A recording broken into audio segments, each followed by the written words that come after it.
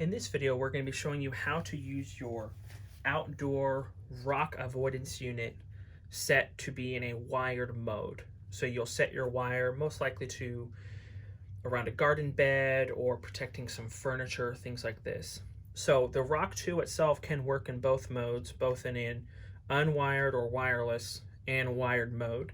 The reason for having it wired is it can produce a larger signal area versus just using the Rock alone. The Rock looks just like one of those camouflage type speakers you might see. And we have two different colors. The gray Rock is our Rock 2, or what we call our Rock we can add wire to. And a kind of a red tan color Rock is our completely wireless only Rock. The other difference between the Rock 2 and the Rock 1 is the Rock 2 can be set to have different privileges, meaning one pet can cross into the area whereas another pet cannot, much like our indoor shield avoidance units. So in order to set this Rock up to be wired, there's a couple things you're going to have to do. You'll look inside of here, and towards the bottom you'll see this switch that says external and internal.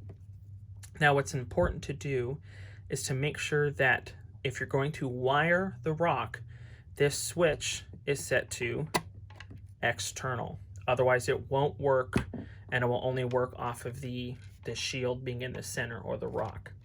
So once that is set over, you should be good.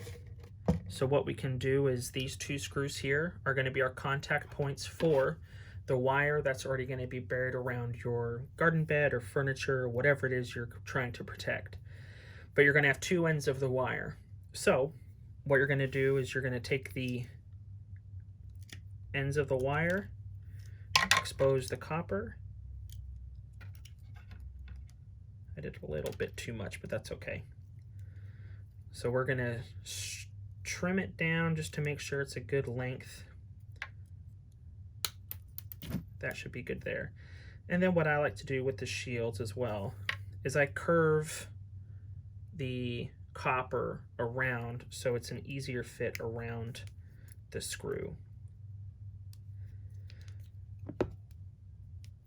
Now it's a little bit more difficult than our shield indoor units. With these ones, the easiest way to do it is go ahead and just take the screw all the way out. Make sure you don't drop it or lose it. And then I'll kind of put the screw inside like it's ready, and I'll actually pinch the copper around it so that way it helps hold it a little bit better. You might have to manipulate the wire a couple ways to get it set. I'll position the screw over the hole with the copper still attached, and then I'll screw down. Just tight enough that I can't pull the wire out. It doesn't have to be super tight. And then we'll repeat the same process for the second screw. So we'll take the screw out, put it right inside that curve there, and we'll pinch it closed. Sometimes if it's a little bit shorter, you can use your cutters with the pliers on the end to help you hold it in place. That way you don't lose the screw. So you manipulate the wire a little bit, make sure it's set into place, get it set, make sure the wire is tight, tighten the screw down. All right, and there you go. So now we have our loop wired to the Rock. We have it set to the external mode, as you can see down there. And then what we're going to do is we're going to take our batteries and we're going to put them in.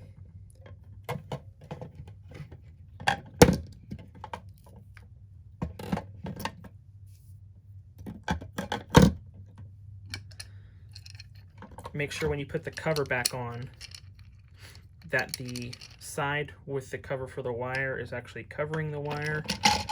If this is not flush, you'll introduce a gap to the moisture barrier. It'll allow moisture to get inside of there and cause problems with the unit. Now, this is something else that's very important. Use a handheld screwdriver to tighten these screws down. Kind of like a tire when you're putting a new tire on and you're putting the wheel back on.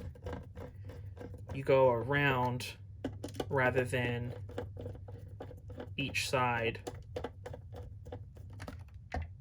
after the other.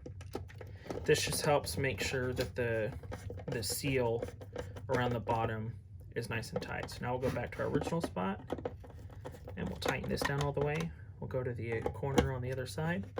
We'll tighten that down, come to here, tighten that down, and then the last one we'll make sure it's nice and tight. Okay, so when you flip it back over, there's your loop going out to your garden bed, and you'll open this cover up. Now it's off, but as you press the plus button, you will see the bar incrementally increase, and that is just how big or small the signal field is around the wire. Now remember, with the rock, it is a sphere around the rock with the rock in the center. With it set to external in a wired system, it's more like a cylinder that goes around the wire, so it bleeds in and away from the wire itself.